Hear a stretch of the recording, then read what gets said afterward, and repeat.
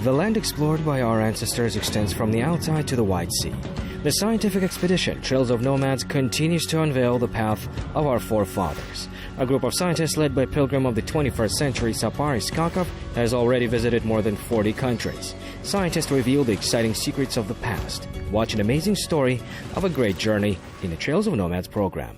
Today's Trails of Nomads program presents Mausoleum of the famous Korkyt Ata. What lands have similar facilities devoted to the legendary Turkic poet and philosopher? Salt for Europe was provided from Zhankent. What documents confirm the accuracy of this fact? The Turkic warriors were strong not only on land but also on the sea. What sources indicate this?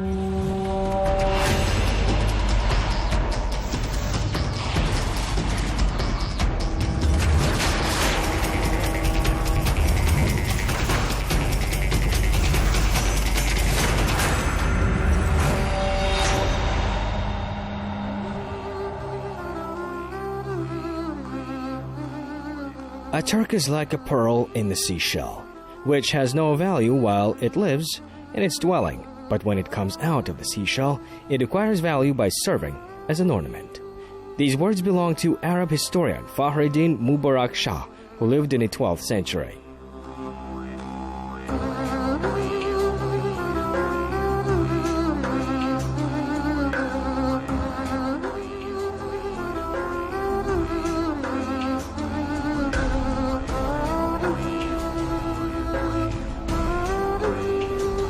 Of course, scientists had a reason to make such conclusions. Turks have made a huge contribution to the development of human civilization. One example is the ancient region of the Sirdarya River and its outstanding personalities, including those who studied the origins of the Turkic worldview. Korkyt Ata and Hasan Kaygı, as well as many other saints, were buried in Okshi burial. Hasan Kaygı is known for wandering with its camel, Jalmaya, in the search for paradise lands. During the travel to Kizilorda, the participants of the Trails of Nomads scientific expedition set themselves the task of collecting the maximum information about the foregone ancestors. Outstanding personalities have always glorified their native land. If the current generation studies the history of their native land, glorify their great ancestors, the attitude towards our country will always be respectful.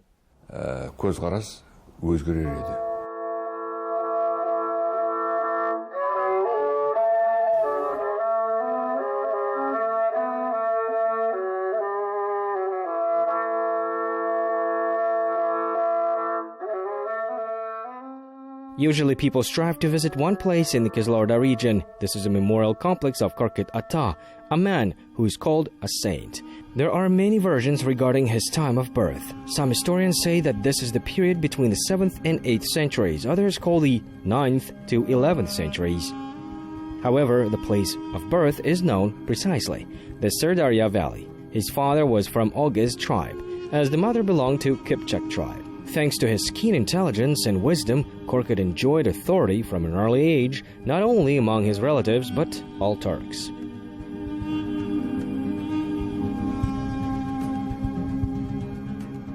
The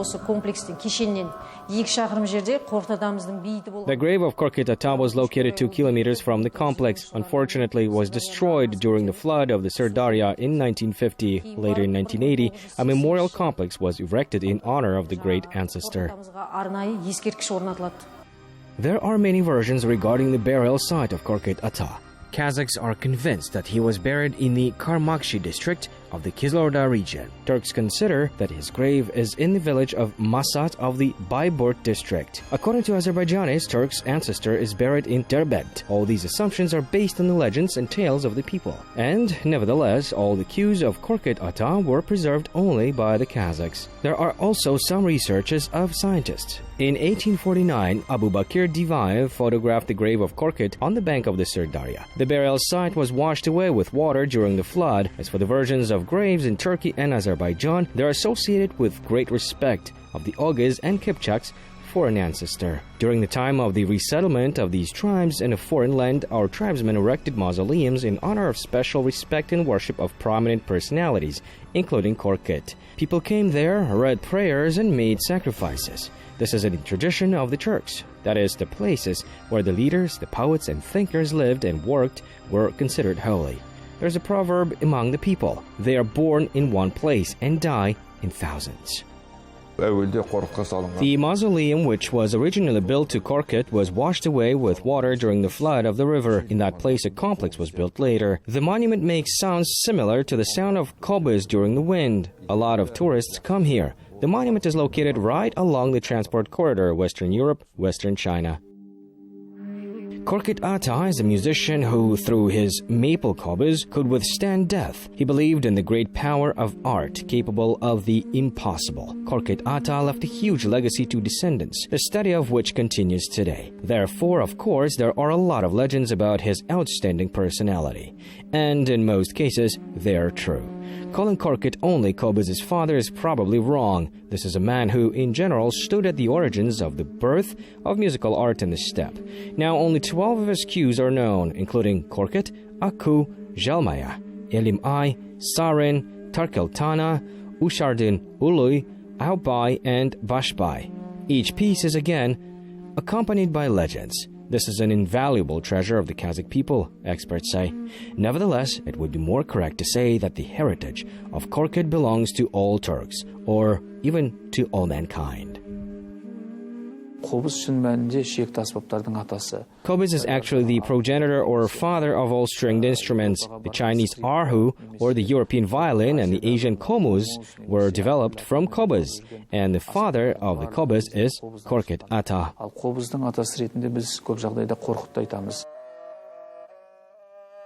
4 years ago, a very valuable artifact was found on Altai land. During archaeological excavations, scientists discovered a cobas dating back to the 7th century. The musical instrument was buried next to the Kipchak warrior. Today, it is the most ancient cobas in the world. This artifact allowed to look at the history in a new way.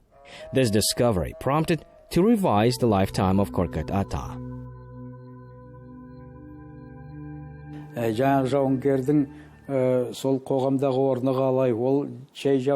What was the role of this warrior in society? He was similar to other warriors. Perhaps it was a baxi, that is, a medicine man, a doctor who healed people with his cobas. The instruments were divided into those that entertained and those that treated people.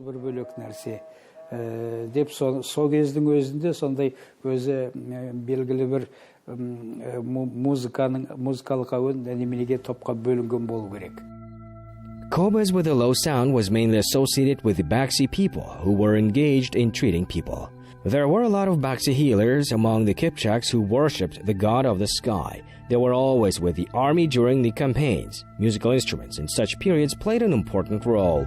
They raised the spirit of warriors and were also used for the psychological attack of enemies. The evidence of this is the lines from the book Korkyt Ata. Powerful sounds of sirens began a deadly battle.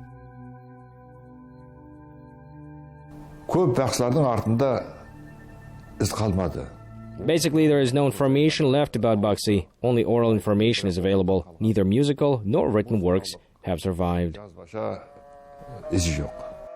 Korkyt Ata is a person who left a huge mark not only in music but also in literature. This is the book of Korkyt Ata. The work, which tells about the period of the Oghuz Kipchaks, was published in the 15th century in the Caucasus. Now there are 12 book versions. They are preserved only in 2 places. In Dresden, there are 12 full editions, and in the Vatican only 6 editions are kept. In each, the main character is Korkyt Ata. The book tells about his wisdom. It contains his statements. For example, if a horse fell into a well, then even a frog has power over it. Or, what is the use of a large herd if in the future the descendants do not even have one city sheep?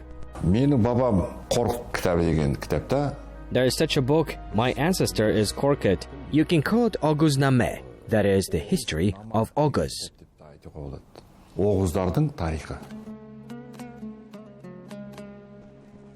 After Karmakshi, participants of the scientific expedition headed to the Kazali district.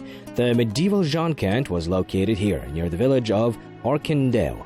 This is the city where Korkyt was born. It was founded in approximately the 5th century. For about 100 years, it was the capital of the Oghuz state. During the excavation, scientists managed to establish 16 hectares of the city.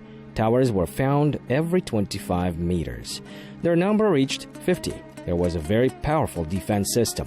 The thickness of the walls of the clay fortress is over 6 meters. Around the fortress, there is a deep ditch filled with water. Its width was about 40 meters. Қалаға кірер жерде үлкен At the entrance to the city was a big labyrinth. Similar labyrinths then existed in the city's fortresses. That is, the city could not be reached easily. It was necessary to first go through a zigzag path. This allowed to control the situation in case of invasion of the enemy.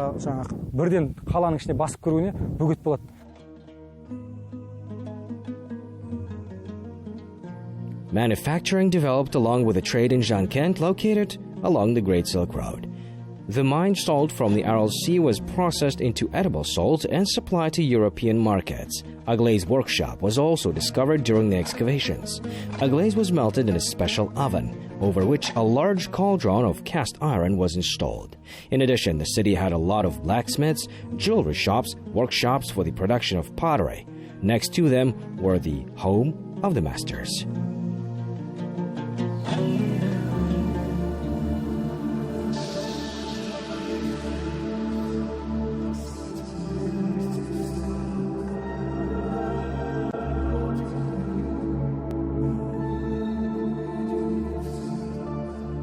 There are inscriptions in Arabic on the artifacts found during the excavations in Zhankent. That is, Islam was practiced in the city. This is proved by the site of the mosque found during the excavations, which, according to scientists, was the largest in the Middle Ages. It was a spiritual center. Here, Korkyt Ata lived in the era of Harun al-Rashid. Abu Nasir al-Farabi from Zhankent was invited to Baghdad. Another historical fact confirms that Zhankent was a significant center for all Turks. In 935, the Seljuks began their worldwide campaign from this city. As a result, the people of Zhankent, who were considered the left wing of the Oghuz state during the reign of Sultan Alp Arslan, moved to Constantinople on the banks of the Bosphorus, that is, the current Istanbul. 1070 жылы Sultan Alp Arslan Seljuk In 1017, Sultan Alp al-Arslan, at the head of the Seljuk army, opposed the 200,000th Byzantine army in the town of Malazgirt. Seljuk army consisted of 70,000 soldiers. The Byzantine army consisted mainly of Kipchaks and other mercenaries. All of them concluded an agreement with the Seljuks at night. They also had a common signal cry, Arwak, Arwak. During this cry that the Byzantine king was seized. The triumph of the Oghuz Kipchak Association began in Anatolia after this victory of Sultan Alp Arslan in the Malazgirt War. Басшылығындағы Малазгирт соғысынан кейін Оғыз Қыпшақ бірлестігінің Анатолиядағы салтанаты басталады.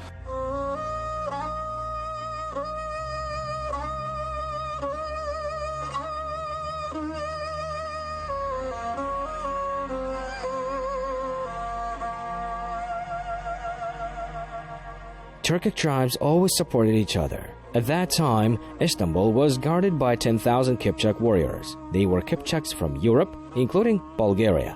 When they heard the news that the army of Oghuz Seljuks were coming from the father's land, they did everything to support their fellow tribesmen. They grabbed each other and rode overnight through the Bosphorus. Our ancestors were adapted for battles both on land and at sea. Алғашқы түрк флотинасын құрған кісіні Чахабей деп айтады. The founder of the first Turkic flotilla was a man named Chahabey. He called himself Kipchak, who, like Baybars, came from the Great Steppe. During the war in Izmir, he founded a large Turkic military flotilla, which opposed the Byzantine Empire in the Aegean, Marmara, and Black Seas. This once again confirms the fallacy of the conclusions that the Turks had only a land army. Теңізден қорқат тек қана даланы мекендейді деген теорияның негізсіз екендігін көрсетеді. Analyzing such historical facts, one realizes the importance of Zhankent city and its role on a global scale. In the Middle Ages, it was the largest shopping center. To find the reason for the disappearance of the city, it is necessary to turn again to history. 30 kilometers from this place, there is the Begim Ana Tower. The daughter of Karabura Auliya, wife of the emir of the city of Zhankent, Sanjar, Begim Ana is buried here. When she was slandered, her father Karabura, who cursed his son-in-law, found out about it. As a result, the city was destroyed. This woman was subsequently suspected of treason. Emir cut off her hair, cut off her arm, and threw into a dungeon. Learning about this, Karabura Ali came to learn the details. He sought a permit to meet and talk with his daughter. So he found out about her innocence and that she had been slandered. In response, Karabura said the following: "If this is indeed the truth, then in the morning both the cut hair and the severed hand will grow. Otherwise, everything will remain unchanged." In the morning, she was taken out to the people. Her hand and hair were in place. After that, Begimana, unable to withstand this shame, flew away, and a tower was erected at the place of her landing. The Aksumbe Tower is associated with a woman. It dates back to the 13th, 14th centuries. The height of the tower is 13 to 14 meters. Many legends and tales refer to this facility. They mainly speak about the confrontation between the Emir Timur and Toktames. At the top of the tower, there are two openings. They go to the south and north sides. At the event of an enemy approaching, the population was informed about the danger from these two windows. Мына Түркістан жақ пенен мына жағы мына Телікөлдің екі біздің арасынан осы өтетін таудың үстінен өтетін үлкен қақпа ретінде есептелінеді осы жерлер. This is a kind of mountain gate between Turkestan and Lake Telikol. According to the legends, Agbikesh, the warlike daughter of the people living in the 13th, 14th centuries, she heroically perished at the hands of the enemy in one of the bloody battles. A tower was built in honor of her name, which was called Aksumbe. Ауылдастары туған жері осы Ақсүмбе деген мына белгіні Ақбикештің атына Ақсүмбе белгісі ретінде осы үлкен белгіні қойған. The Sirdarya region is the birthplace of famous personalities. Many of them were buried in the mausoleum of Korkyt Ata. That's Kazan Salar Bater. He was also famous as a gunsmith. His real name was Ibrahim, but the majority called him Kobin Tup for the accuracy of the arrows. The people called him Okshi, that means shooter. In addition, the Bater was considered holy. Other famous people were buried near his grave. For example, Asanata, Kishata, Gaipata, Kitapata, Kabil Ata, Yasabiz Ata, Dosbolbi. All these outstanding personalities were buried next to Korkyt Ata. Legends about Korkyt Ata are closely associated with the name Yasabiz Aulia. However, what is the reason for this and what exactly unites them is unknown. The only thing is that their graves are nearby. Yasabiz Aulia comes from Kara Kipchak's. Dates of life are also not set. There is an assumption that this is about the 17th century. He was a very reputable man in his time. Near the grave of Asanata, one notices the sad image of a philosopher who constantly thought about the meaning of life. On his famous camel, Jalmaya, he searched for the paradise land. The real name of the thinker who lived in the 15th century was Hassan. Father's name was Sabit, mother Saliha. The wife of Hassan was Kuljazira Sulu. Hasan Kaigi himself was a 6th-generation descendant of Maiki B. There are several versions about the burial place of the thinker. For example, one of the mausoleums is located in the Aktobe region. Another one is in the Kizloodar region, in the Joly district. In 1992, the latter place was officially recognized as the place where Hasan Kaigi rests and was taken under state protection.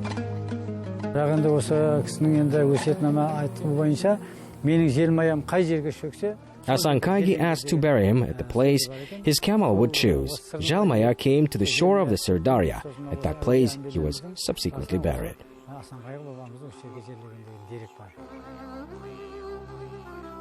Righteous deeds of subsequent generations multiplied the heritage of the great ancestors. Igalik Aulia Umbetuli and Torgai Kaudbayuli, who lived in the 19th century, did not spare the forces for the benefit of their native land. The grandson of the latter, Mustafa Shokai, also devoted his life to uniting all the Turks.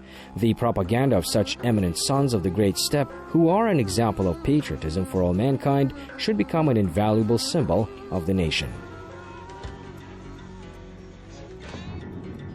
The work of the Trails of Nomads scientific expedition in the Sirdarya region is now complete. The next area for research is India. Our ancestors also made a great contribution in the formation and development of this state. It was the Turks who were the founders of the Delhi Sultanate in the 13th century.